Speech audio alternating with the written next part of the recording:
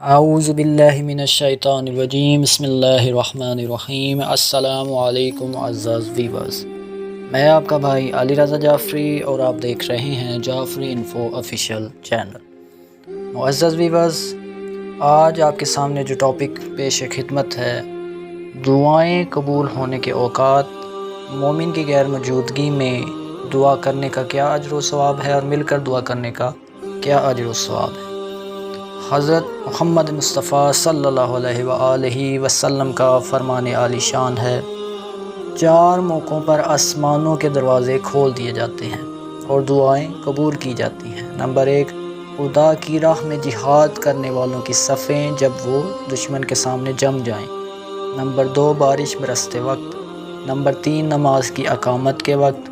Number 4، کعبہ پر نظر پڑتے وقت۔ مومن کی غیر موجودگی میں دعا کرنے کا بڑا اجر و ثواب ہے۔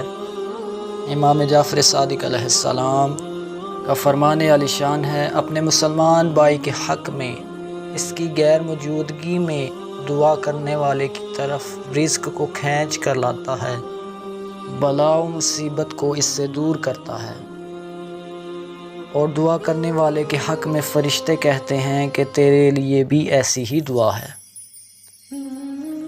مل جل کر دعا کرنے کا بھی بڑا اجر و ثواب ہے۔